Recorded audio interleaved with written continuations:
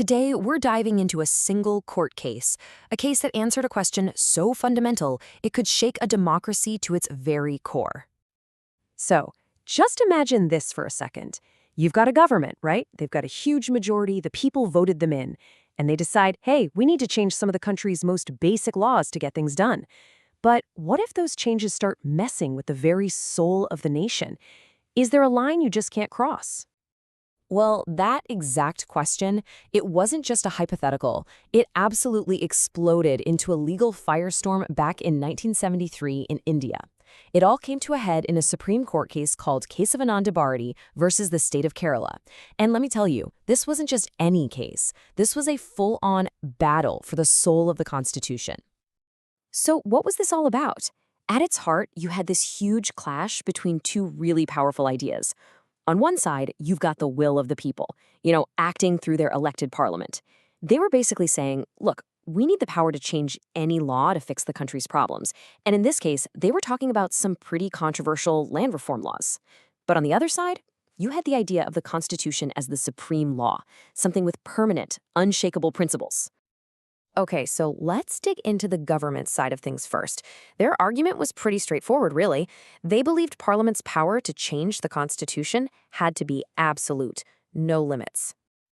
And this quote right here, it just perfectly sums up what the government was afraid of. Their whole point was, if a constitution is too rigid, if it can't bend, then eventually it's going to break. They argued that to avoid, a full-blown revolution, the Constitution had to be flexible. It had to be able to adapt to what each new generation needed. So their case really boiled down to a few key things.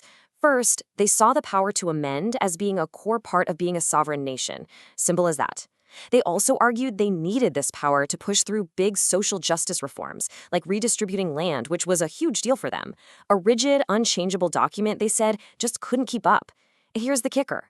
They pointed out that nowhere in the Constitution does it say, hey, this part is essential and this other part isn't. As far as they were concerned, everything was fair game for an amendment.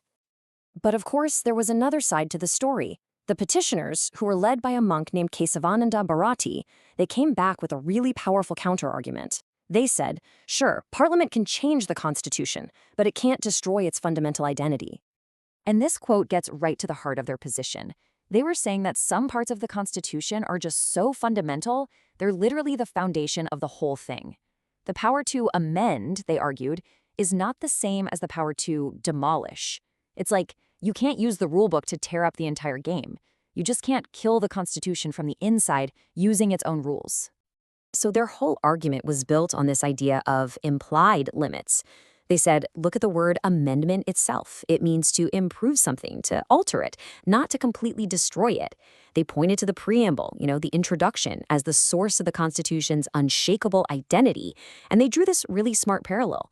Parliament isn't allowed to just hand off its main job of making laws to someone else, right? So how on earth could it have the power to destroy the very document that gives it that job in the first place? So you can see, the Supreme Court had this massive, epic dilemma on its hands. And after the longest hearing in the country's history, they came back with a verdict. And this verdict, wow, it was this brilliant compromise that also turned out to be a total revolution in constitutional law. They introduced something we now call the basic structure doctrine. And this was the masterstroke. The court basically said, okay, yes, Parliament, you can amend the Constitution. But, and this is a but you could drive a truck through, you cannot change its basic structure. That's it. The fundamental core, the very soul of the Constitution, suddenly it was off limits, protected. Probably the easiest way to wrap your head around this is with an analogy. Just think of the Constitution as a big house. The court said, Parliament, you have the keys. Go ahead. You can renovate the kitchen, you can repaint the walls, you can even build a whole new extension. But what you cannot do is take a sledgehammer to the foundational pillars holding the whole thing up. Those have to stay. So what exactly are these foundational pillars? Well, the court was actually clever about it. They didn't give a complete exhaustive list. But over the years, a bunch of principles have been recognized as part of this basic structure. We're talking about things like the Constitution being the supreme law of the land, the fact that the government is a democracy and a republic, the secular nature of the country, the whole separation of powers thing between the legislature, the executive, and the judiciary. You get the idea. These are the absolute non-negotiables. And you have to understand, this wasn't just some dusty, abstract legal theory. No way. The basic structure doctrine fundamentally and permanently shifted the balance of power in India. It has had a profound, and I mean a very real, legacy. At the end of the day, what the court really did was draw a line in the sand for a core democratic principle. It established, once and for all, that the Constitution is supreme, that it's the ultimate authority. It made sure that the country would have a government of laws, not a government of men, meaning the rules apply to everyone, no one is above the law, no matter how powerful they are. The doctrine's real power, its lasting legacy, is that it acts like a constitutional shield. It's this crucial check on any government. It doesn't matter how big their majority is. It's there to protect the fundamental rights and freedoms of every single citizen. And believe me, this isn't just theory. In the decades since this ruling, the doctrine has actually been used to strike down constitutional amendments that went too far, amendments that tried to mess with that core identity.